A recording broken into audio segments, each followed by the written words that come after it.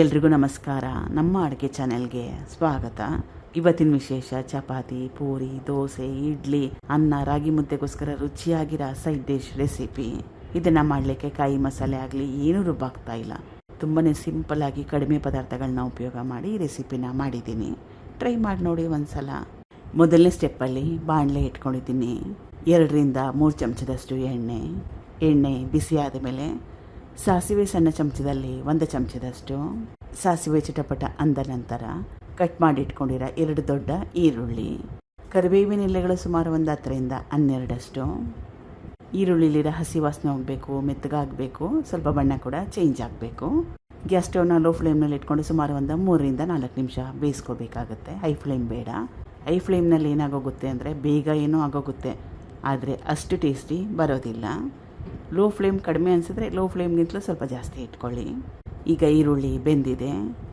Cut ಮಾಡಿ ಇಟ್ಕೊಂಡಿರೋ 1 ದೊಡ್ಡ tomato, ನಾಟಿ ಟೊಮೆಟೊ ಇದ್ರೂ ಪರವಾಗಿಲ್ಲ, ಆ್ಯಪಲ್ ಟೊಮೆಟೊ ಇದ್ರೂ ಕೂಡ ಪರವಾಗಿಲ್ಲ.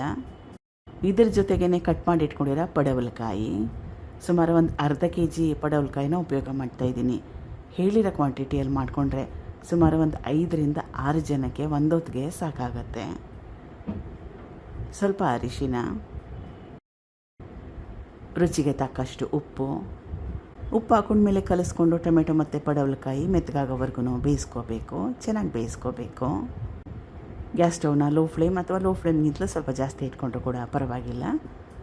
ತುಂಬಾ ಜಾಸ್ತಿ ಪದೇ ಕಲಿಸ್ಕೊಳ್ಳೋ ಅವಶ್ಯಕತೆ ಇಲ್ಲ, ಆಗಾಗ ಕಲಿಸಿದ್ರೆ ಸಾಕಾಗತ್ತೆ. ಸುಮಾರು 7ರಿಂದ 8 ನಿಮಿಷ ಆದಮೇಲೆ ಪಡವಲಕಾಯಿ ಟೊಮೆಟೊ ಎಲ್ಲ ಚೆನ್ನಾಗಿ ಬೆಂದಿದೆ. ಇದು ಬ್ಯಾಡಗಿ ಅಚ್ಕಾರದ ಪುಡಿ 1 ಟೇಬಲ್ ಸ್ಪೂನಷ್ಟು. ಇದನ್ನು ಹಾಕೊಳ್ಳೋದ್ರಿಂದ ಬಣ್ಣ ಚೆನ್ನಾಗಿ ಬರುತ್ತೆ, ಗ್ರೇವಿ ಚೆನ್ನಾಗಿ ಒಳ್ಳೆ ಕೆಂಪಾಗಿ ಬರುತ್ತೆ. ಧನಿಯಾ ಪುಡಿ ಇದು ಕೂಡ 1 ಟೇಬಲ್ ಸ್ಪೂನಷ್ಟು. ಇಷ್ಟ ಇದ್ದರೆ ಗರಂ ಮಸಾಲ ಹಾಕ್ಕೋಬೋದು, ಆದರೆ ಅವಶ್ಯಕತೆ ಏನಿಲ್ಲ. ಇಷ್ಟ ಇದ್ದರೆ ಸ್ವಲ್ಪ ಹಾಕ್ಕೊಳ್ಳಿ. ಅಚ್ಕಾರದ ಪುಡಿ, ಧನಿಯಾ ಪುಡಿ ಹಾಕೊಂಡ್ಮೇಲೆ ಮತ್ತೊಮ್ಮೆ 1 ನಿಮಿಷ ಬೇಯಿಸ್ಕೊಂಡ್ರೆ ಸಾಕಾಗುತ್ತೆ.